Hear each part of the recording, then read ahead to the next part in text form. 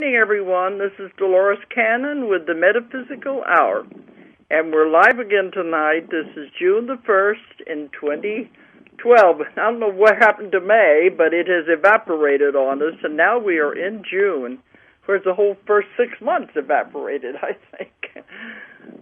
We can't keep up with what month anyway because we travel so much. But here we are in June. Okay. And let me give out the toll-free number first before we bring our guest on. The toll-free number, in case anyone wants to call in, is 1-888-627-6008. 888-627-6008. And that number is good all over the world. Anybody who wants to call in and ask questions. But I would like it if you would keep the questions to what our guest is going to be talking about. Okay. I think after the last 2 weeks now, what I've been doing, we are getting ready for our 7th Transformation Conference that's going to be going on in July. I give her the dates again. July 13th to the 15th in Rogers, Arkansas. They're full-day conferences, and we have all the information about them on our website at ozarkmt.com. That's OZARKMT.com. Just follow all the links to the conference, and you'll get everything you need.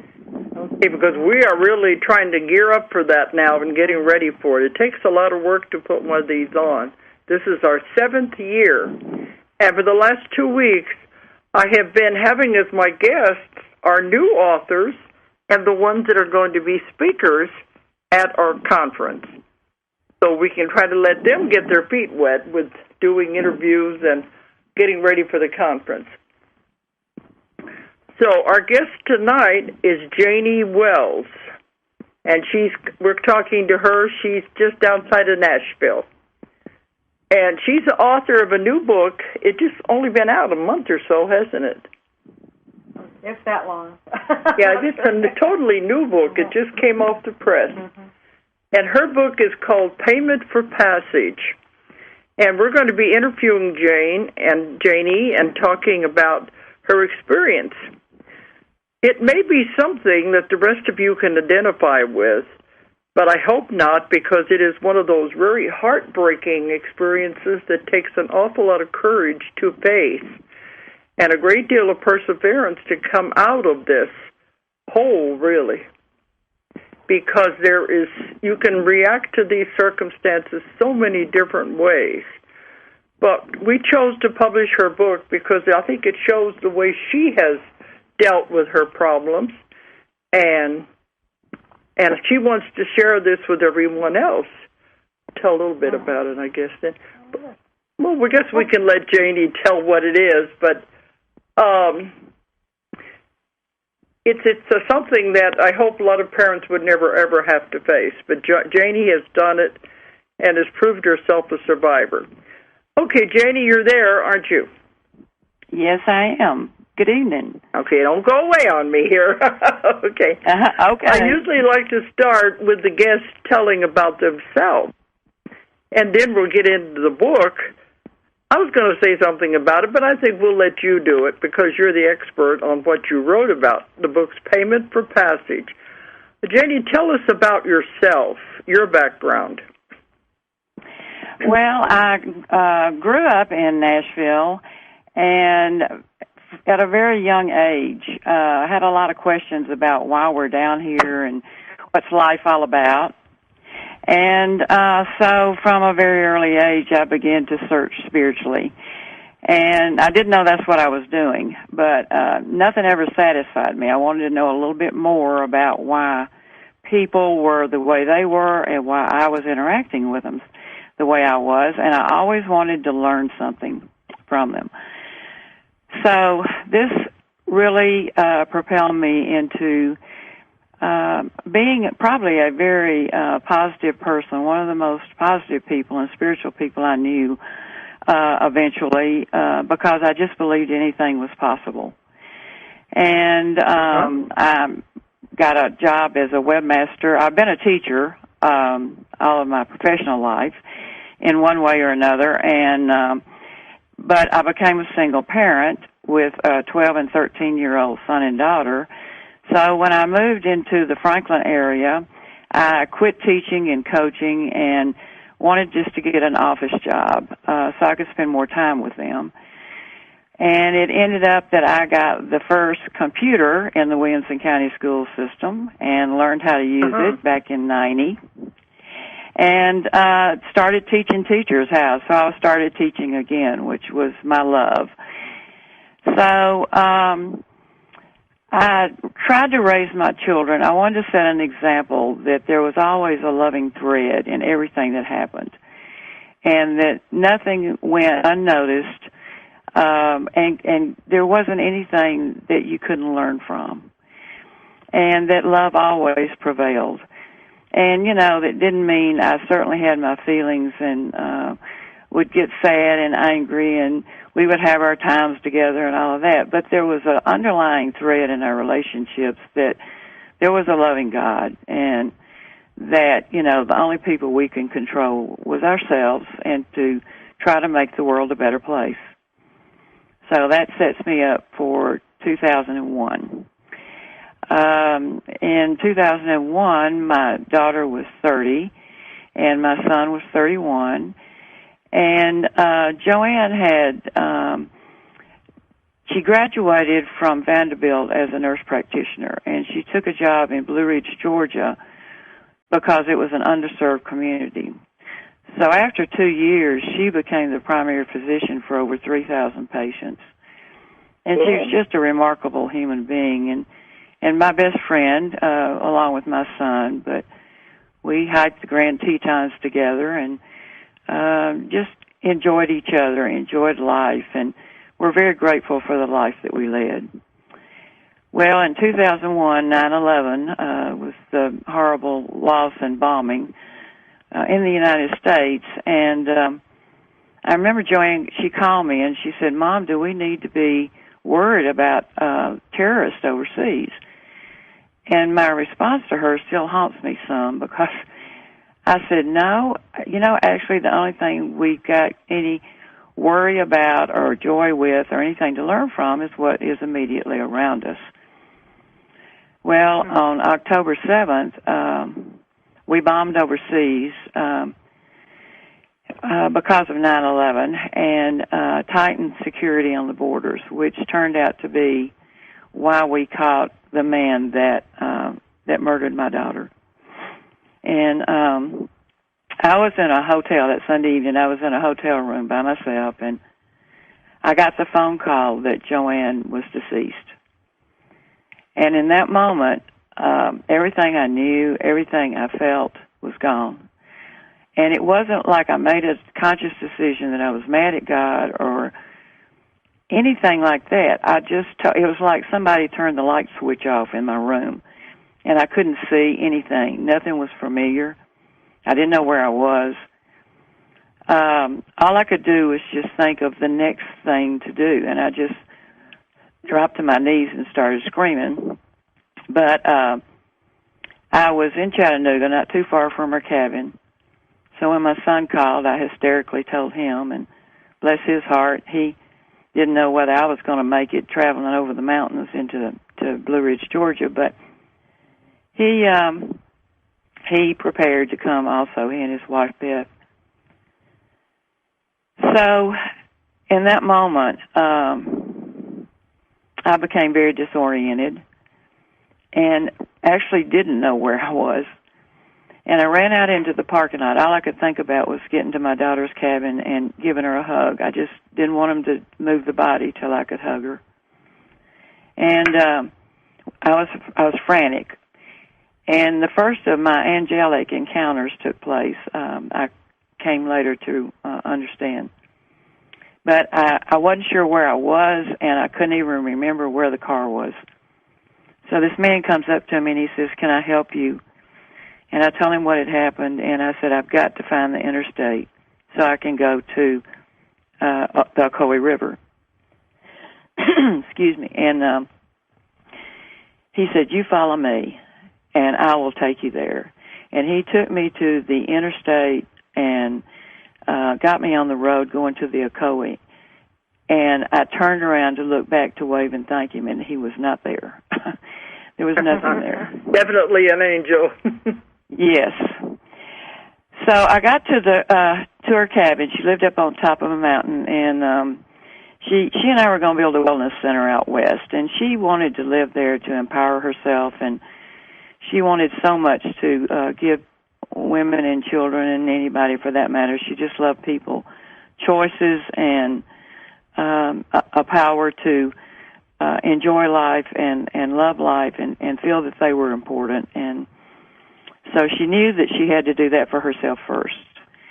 And that's why she was living there. And I topped the hill and saw her cabin, and there were police cars and tapes all over. And that was the first time that I realized that it was a crime. I guess I thought she'd had a heart attack. I don't know. But anyway, that's when I really lost reality because I knew I'd never hug her again. And what was so riveting to me was on the way to the cabin, I was asking Joanne for help. There was no longer a loving God in my life or a loving being of any kind, and I was begging Joanne to help me through this. And so 2 days later, we made it through the crime scene and all. And 2 days later, they released the cabin so that we could get some clothes to bury her in. So I drove back, and before her funeral, they did capture the man. He was, as I said, they had tightened the borders, and he was in her vehicle. He had just gotten out of federal prison. She didn't know him. We didn't know him. But he came to live with his mother in that community, and he'd been out of prison for about 3 or 4 weeks. And he was a total stranger. A total stranger. She had no idea he existed. And so one of the things that I began to wonder was, is everything I told my children and I believed wrong? You know, what is more powerful, love or evil? Here she was living this loving, caring path, and this man was breeding evil right down the road, and we didn't even know they existed. So at that point, it was probably the beginning of the darkest time in my whole life because I had lost contact with any loving spiritual power at all, and it just totally became me against the world. And that's a very dark place to be. So at the funeral, there's several turning points in my life, and at the funeral, the day that we were going to bury her, I had pulled my chair up to the coffin and got there early, and I was looking at her, and I heard these two women behind me, and one said, "This has got to be the most hardest lesson in faith there is for any human being." And something it was the first coherent thought I had since I'd heard about her death. And I thought, I'm at a crossroads here. And I'm either going to have to be a woman of fear and anger or a woman of faith. And you know, there's a certain moment in between a horrific experience in your life and a decision that hadn't been made yet. And I just truly believe that's when divine intervention can take place and inner wisdom can come in if you'll just let it. And I looked up at my son, and there was no doubt I was going to have to become a woman of faith, because I loved him very much. And so I began to try to build on that, but was just so totally disoriented. And I had so much to do. I was working, and I was also having to get her estate settled and get things together for the trial. I could barely remember what I did 5 minutes ago. So I began to write down notes of what just happened and how I felt. And I ended up with a shoebox of experiences the next 3 years. And I did it for 2 reasons. I'd been in recovery enough and spiritual workshops and all to know that if you don't handle a feeling at the time that you're experiencing it, it's going to come back to get you. And if you ever want to recover from it, you need to be in the moment with it and relive it in a different way. And so that I did know that much. So I started writing down what was happening and how I felt. And I also need to remember what to do next and what I had just done. So that became very valuable when I started writing the book, because the first intent for the book was to keep my daughter's memory alive in the beautiful way she lived and not in the horrific way she died. She was raped and tortured and a mother's worst nightmare. But I wanted her to be remembered for who she was. And later, as I started writing that book, she corrected me. I sat and I looked at the computer, and I just couldn't think of anything. I didn't even know what I believed anymore. And I realized I was the soul that was missing in action, not her. And I just couldn't. I knew the title of the book. I had gotten that in a psychiatrist's office. I had misunderstood something he said. And I said, "Did you say payment for passage?" And he said, "Well, no, nothing like it." And I said, "Well, I'm supposed to remember that for some reason." And so that I knew was the title of the book later on. But I couldn't figure out what it meant, what exactly I was going to write about it and associate about it with Joanne. And so I sat there and for 2 or 3 days with just a blank computer. And finally I asked for help, which I have learned is the best way to get started on anything if you can't do it yourself. And I just said, "Joanne, please help me." And all of a sudden, I can tell when I'm communicating with something higher and more precious than I am, the spiritual realm. Because when I'm talking to you, I'm thinking and I'm talking, and I barely remember what I've said in 5 seconds because I'm very much in the moment. But when I'm kind of channeling or hearing, I'm listening. It's like I'm hearing it at the same time you're hearing it, what I'm saying. and I know then that it's Joanne or something higher that's using me to, and I can only do that when I'm totally in the moment and focused on the person or myself that I'm trying to relate to and communicate with. But anyway, I was writing, trying to write, and I couldn't, and I asked Joan for help, and I'll never forget these words. I started typing underneath the title. "Mom, just start typing with no reasoning, no judgment, and no expectations. If you write the book with faith and no plan of what the book should say, you're going to learn the meaning of your life. You'll have all the encouragement, wisdom, and guidance you need as you find this meaning for yourself. If a company publishes your book and keeps my memory alive, that's wonderful. But the first intent of this book must be your own healing. As your love for yourself grows during your healing, your truth will ripple into the lives of others in many ways, and the book may be one of them."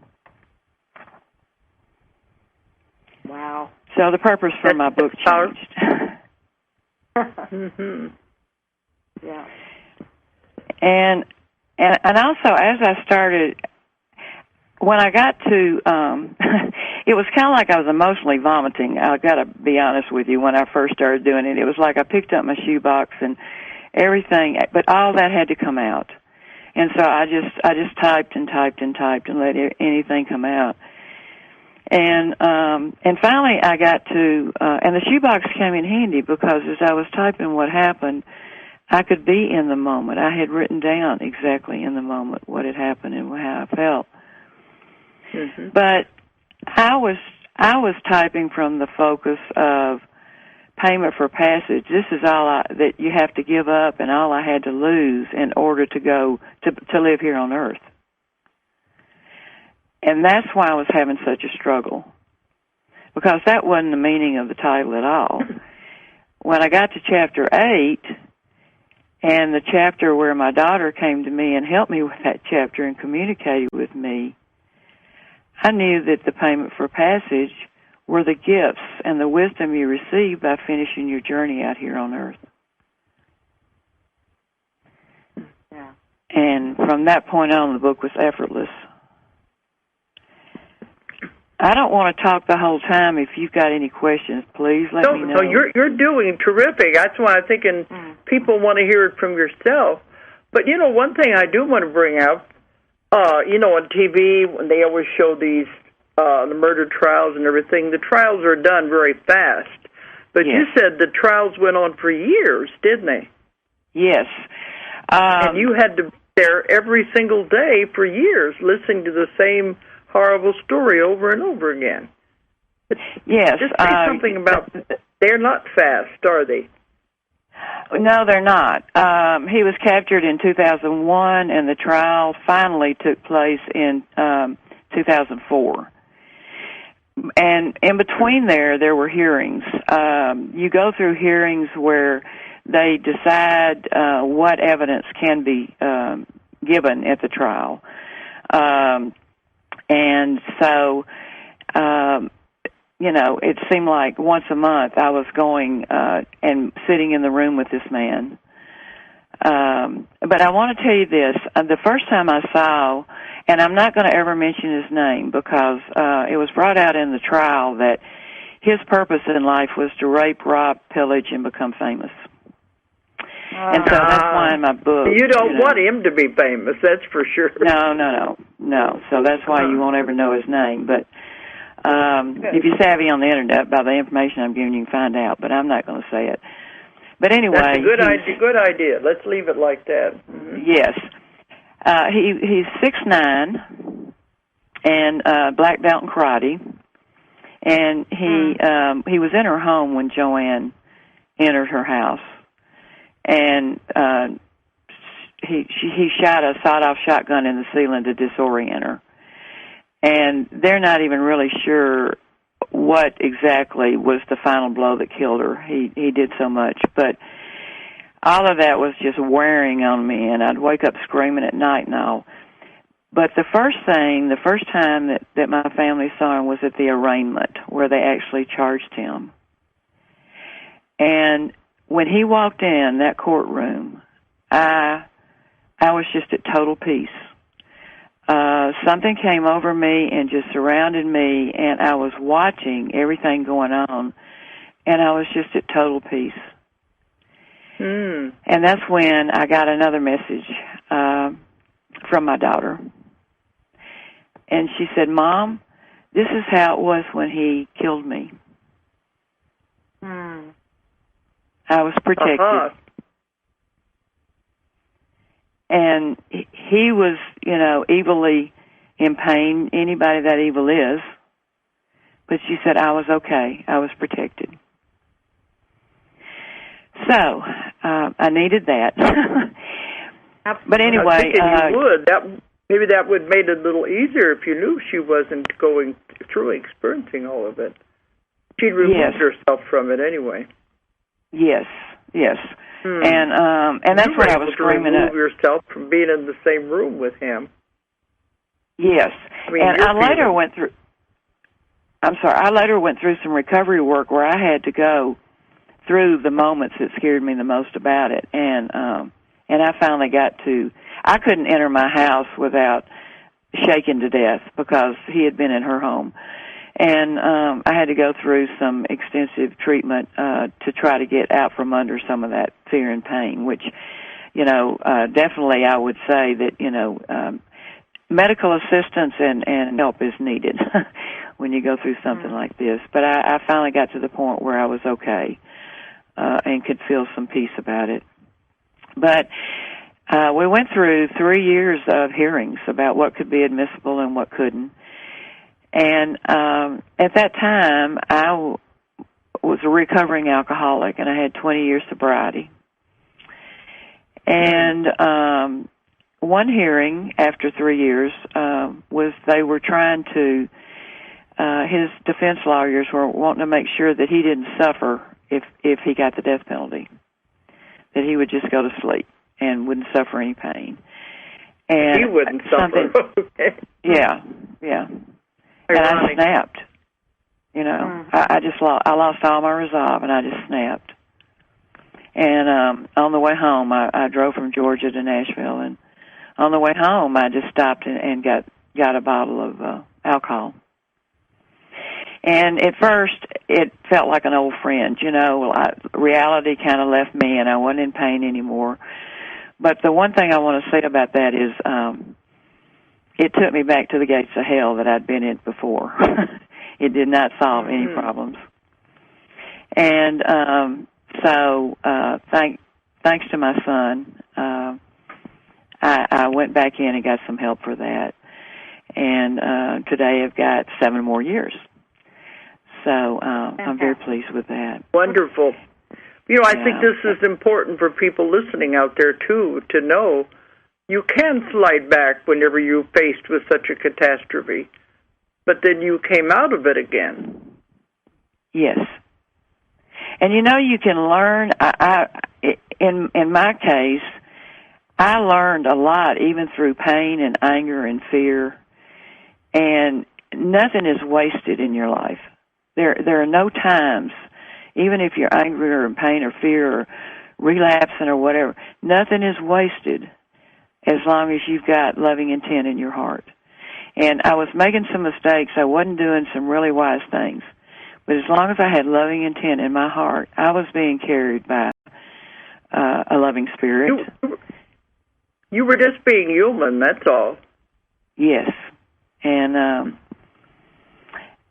I'll tell you, one of the things that I went through, one of the most important things that I want to get out with the book is being in the moment and being yourself. You know, I realized at a certain point that if I just lived in fear and wasn't myself and hid and closed up my heart, I didn't exist. You know, I was taking up space on this earth, but I didn't exist. And I truly believe that, you know, that you got to come back to keep learning if you don't learn it one time. And I was not going to come back. I had made up my mind. Yeah, Julie said he would have killed you, too, in that respect, you know. Yes, he would have. Because I realized if you're not at home in your body and you're not spiritually alive and emotionally present and in the moment, you do not exist. You know, you're dead. No, and like you said, you're taking up space. Yeah, you're just taking up space. So, one of the therapy things that I did, being in the moment, I've got a basement where I park my car, and there's a ledge, and I went down one day, and I'm very terrified of snakes, and there was a snake in my basement. And I closed the doors, I put towels underneath to make sure nothing crawled out, I taped up all the pipes and everything else, and I actually had to hitchhike to get another car. I was not going to go down there and get that car. So finally I paid somebody to come. No. So finally I paid somebody to come take everything out of my basement, and we made sure that snake was gone so I could start functioning again. Well, I went to a hearing in Georgia, and it was one of those hearings where, you know, the poor guy, we wanted to make sure he didn't suffer. And I came back home, and I felt like, at that point, I think I was feeling like we were victims of evil and victims of men like that evil was more powerful. And so I went downstairs after that, and that snake was there again. And it was the cheapest therapy I've ever had. I said, oh, no, you don't. And I got a snow shovel, and I chopped that thing to pieces. Oh. That was the cheapest and best therapy I think I'd had up to that point. That's why the snake was there, and that's why you weren't supposed to get him out. That's right. Of the basement. That's right. He served a purpose. He was going to come and, you know, and I learned then, too, even snakes can help you heal, you know. There's certain people in my life where I think, why have I got to deal with this? Why have I got to deal with them? Why is this they're all teachers, you know. they always bring me to the place where I want to be. And so I've learned to cherish anyone that crosses my path. And so anyway, getting back to the book real quick, when I pulled out my shoebox and I started seeing the pieces and parts and typing out everything that came to me, after I read it and reread it and relived it, all of a sudden I could kind of see it from a distance, and it started falling together. And it started showing me its purpose and its path and its journey, all the different things that happen. And I like to call that shoebox my soul puzzle, because it was just pieces of my life. And finally, when I got the puzzle together, I saw where I was going. So that's a very, very good shoebox.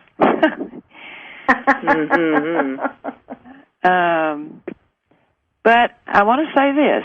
I still, even after I talked to my daughter in my bedroom one time, which is chapter 8, and she talked to me more than I talked to her, I was questioning myself, what is a human life worth? You know, why are we down here? What is it worth? And is evil really more powerful? And my son got me riding a bicycle, and I love it. I'll ride 10, 20 miles a day, and it's when I can be me, totally in the moment, and I'm not anybody.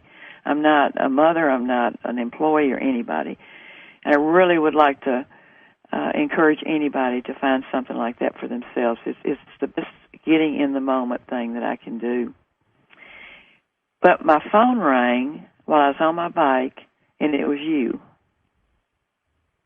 Oh, me? You was on the bike whenever I called you? Yes, you called me on my cell phone. And you said, Janie, I'm really interested in your book. I think you have a good book. And Dolores, in that moment, you answered my question. Love is more powerful than evil. Oh. And Joanne, her story's out there now, and her life is out there.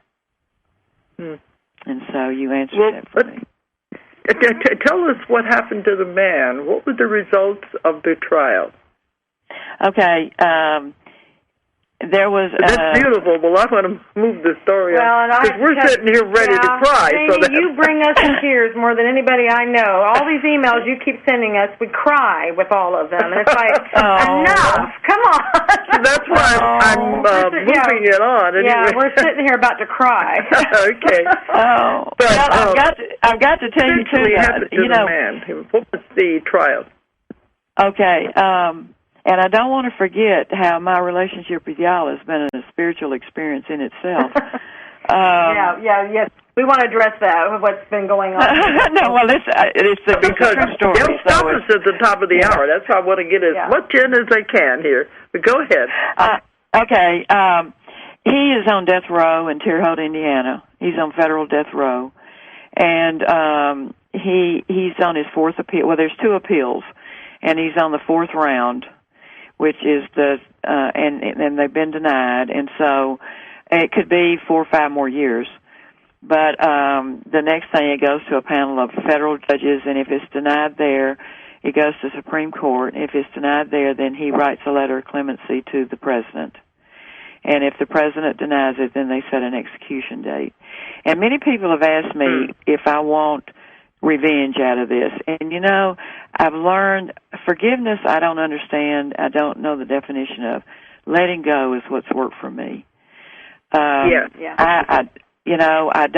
don't wish harm on him any more than he's done to himself. And he chose this. I can let him go. He doesn't dominate my day anymore. My loving daughter and my son. That's been 11 years. I didn't realize it would take that long, but then the trial took so long to come. That's the justice system. It's that long. Not fast. It's the justice. You know, Jenny, there's one part of the book that I really loved. I'm trying to remember. It's been a while since I read it. Is when you she finally began to get contact with you, and you kept asking her, "I want to hear you." And it was like all of a sudden she began to talk to you, and you said something about, well, where were you? I wanted to know you were all right. And she says, I've always been here. I've never left you. Yeah. I talked to her. I'm sorry? No, but I said you were so deep into your sorrow that you didn't realize she'd always been there. No, I didn't. That's the hard, the mother part of me, I guess it's that part in yourselves, just can't imagine your child in any other form. And so I really had a hard time with that. And so I looked at a picture every morning, though, and I'd say, well, Joe, if you're here, I'm still here. Please help me. And one morning, that one-way conversation turned into a multi-dimensional spiritual experience. And I felt the peace again. And she said, I didn't come that night to tell you goodbye when I came and gave you some peace. She said, I came to tell you that I'm still with you, even if you had to bury my body. Mm-hmm. And after I finally realized it was her, and I wasn't crazy, I finally said, Joanne, where are you, and why is it taking you so long? And she said, I've always been here with you. And she said, loss is just a human perception. And I know it's been very hard for you to let go at the new level that you're working on, but she said, you're really doing a good job, Mom, a really good job. And I just broke into tears because that's what I came to tell you today, and that's what I needed to hear from her. But when we get so caught up in that, we can't hear. You have to get moments of peace before it can come through. That's right. And that's what she says. She told me a lot of really neat things. But she said that, a lot of people think that when you go to a funeral that you hear going home and all of that. And she said, you don't have to wait until you die to connect with the heavenly realm and feel that peace and know that you're part of a bigger thing. You just don't have to die to do that. And she's carried me to that place. And she definitely wanted me to make sure that people know that love is the only connection between spirits. Okay, yeah. But that's what we get all the time. Yeah. But, Janie, I do want you to talk about the sundial. And the center, too. And we have some special guests listening in from South Africa right now. Yeah. Yeah, that's what I wanted to bring up, because the ones who made the sundial are in South Africa, and they said it's 1 or 2 o'clock in the morning there, and they're listening in their bed. So let's talk about the sundial and center and everything, so that you can see how, Joanne's number has progressed forward. You're breaking up a bit. Okay. Can you hear us now? Hello? Yes, I can. Okay, he said we're breaking up, so let's just try to keep going anyway. But let's just talk about that, because that's how her memory has kept going. Yes, the patients and friends made a collection, took up some money, and wanted to have a memorial for her. And I had built an outdoor classroom for her. She took out an insurance policy 2 months before she died, which was unbelievable. And I wondered what she wanted me to do with it. And I built an outdoor classroom in her memory. And her patients and friends wanted to give her a memorial for that, and so I wanted to get her a sundial.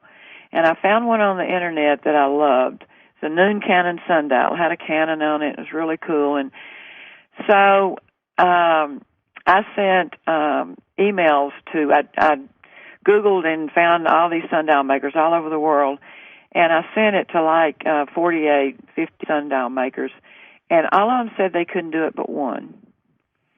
And Malcolm Barnfield in South Africa emailed me, and he said, yes, I know exactly what you're talking about.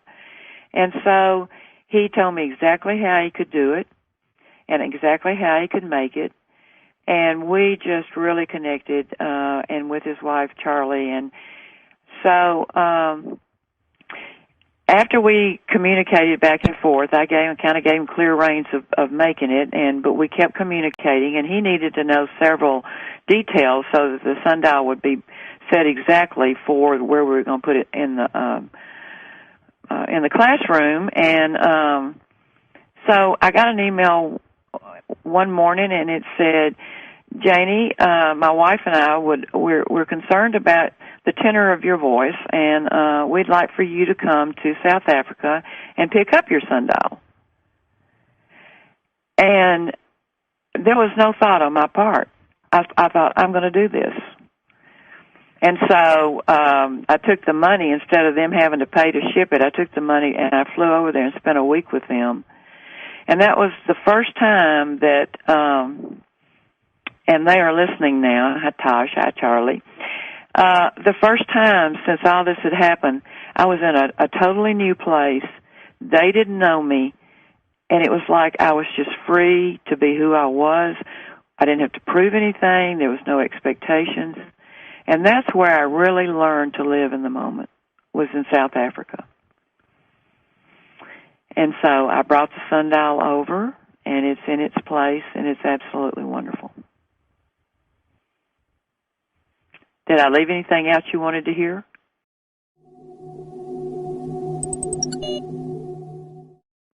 Okay, Janie, are you there? Yes, I can hear you now. You faded out on me. I know. I apologize to the listeners. The little gremlins were at work again on the telephone lines, and we were cut off. But we still got 10 minutes.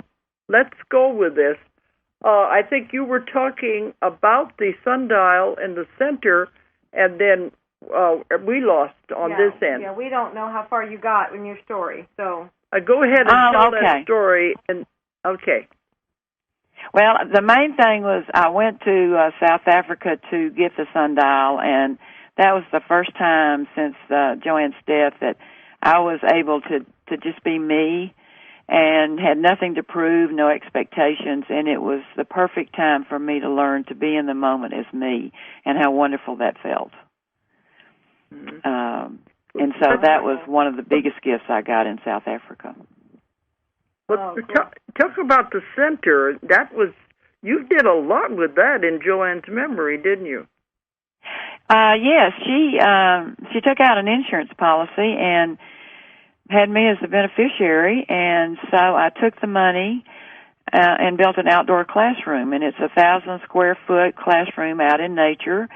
It's in the shape of a gazebo, and it's got a stage, and there's been thousands and thousands of children come through there for classes, but it's also served as kind of a meditation center for people to come and just kind of get their thoughts together. And there's been 7 or 8 weddings.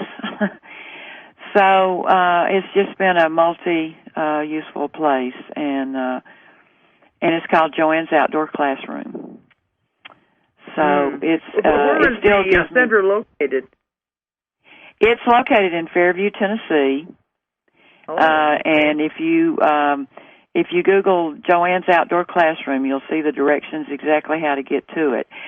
And also on the Saturday before Christmas every year, I had a hard time putting a Christmas tree up again because Joanne and I enjoyed it so much together, but I decided to put one down at the classroom that first Christmas after it was built, and then I also realized that there were other people that were missing loved ones, and so I invited the whole community to come put an ornament in memory of someone on that tree, and it's become a beautiful thing every year.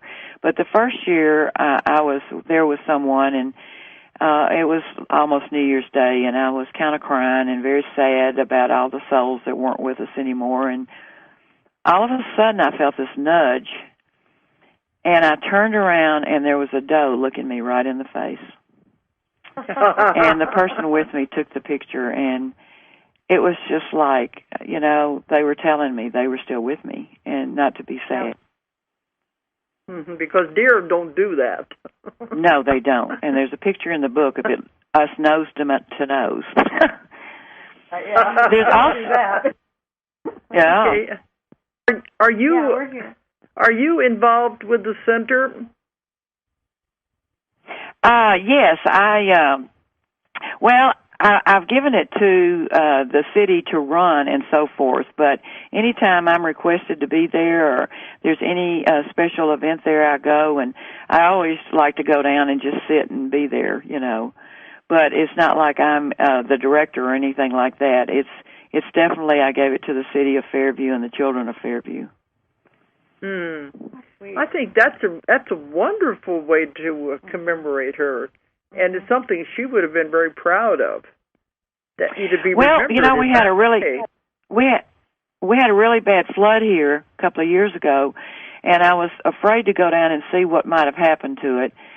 And I finally got up enough courage, and a week later, and when I was walking down there, I heard all these little children just laughing, coming up the path. It's down in the woods, and as they rounded the corner, one little girl came up to me, and she had a broken broom, and she said, "We just cleaned out Joanne's classroom, and it's so clean and neat now. And see, I swept so hard I broke my broom." And, it's just events like that just still warm my soul. Right. And then she said Joanne would be. I think I know Joanne would. She is proud of you. Not that she will be proud of you. She is proud of you, and I think you're a wonderful example to everybody out there who has gone through some kind of a similar experience.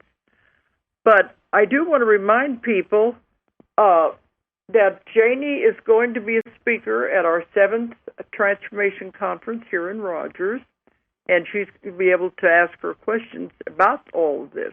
And the name of the book is Payment for Passage. And you can either get it in the bookstores. She found it in Barnes & Noble. That's a yes. story. Oh, that was something. But if you can get it, you can get it through us at our website. But it should be in the bookstores. It's Payment for Passage. But Janie, tell people how they can contact you if you want them to. They can email me.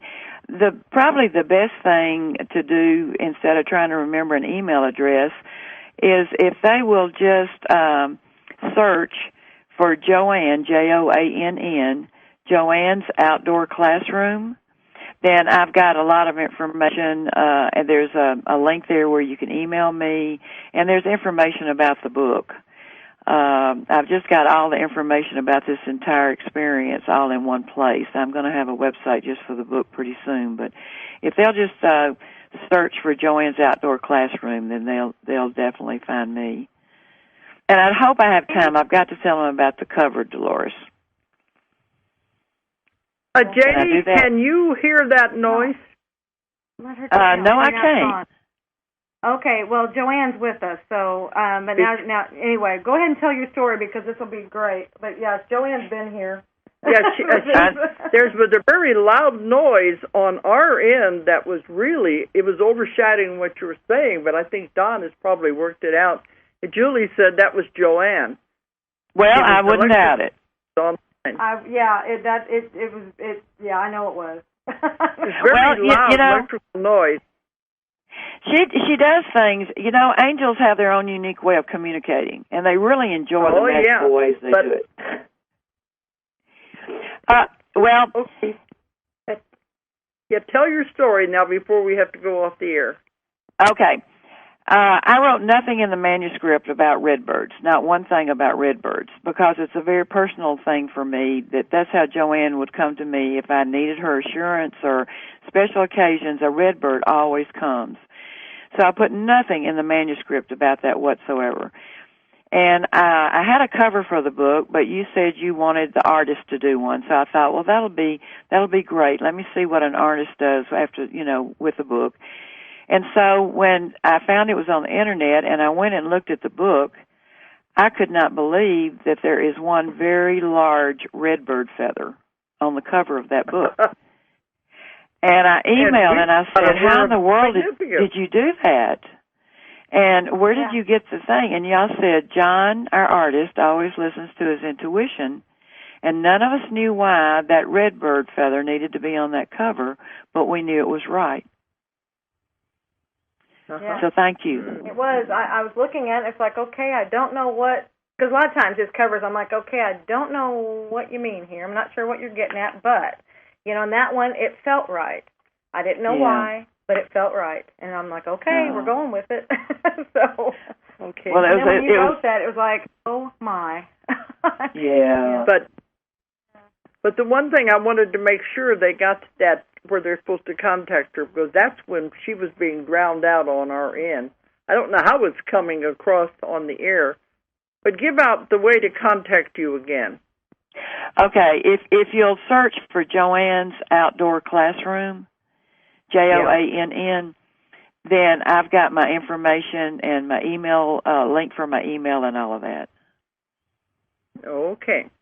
Super. Now, that time she wasn't drowned out, so... Well, I was going to ask you, because we have like 1 minute. Yeah. Does she have... what kind of music did she like? What kind of music? I mean, was there John a Denver. musical instrument? Pardon? She loved John Denver. And okay. I asked her if she's met John Denver. Ah. Well, what I was wondering, because the sound that was going on sounded like a musical instrument. It sounded like... What? What's this? I don't know if it was a guitar or cello or something. Probably a cello. Okay. What did it sound like? It would have been like a... well, it's like a stringed instrument of some kind, like a high... But it was very loud. Yeah. So, that was... Okay. Okay.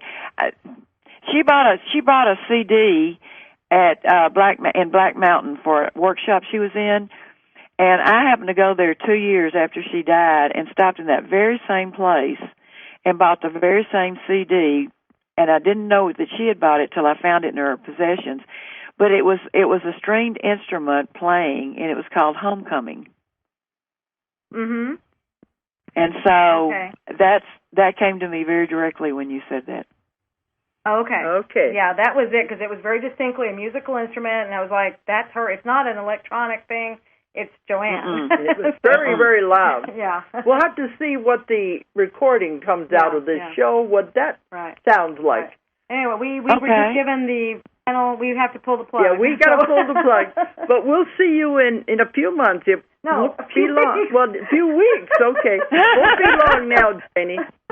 Okay. Thanks for coming on. And thanks, everyone, for listening tonight. Good night. Good night, everybody. If you enjoyed the show, check out more of our other videos and be sure to subscribe and click the like button. Thank you for listening to the Metaphysical Hour with Dolores Cannon.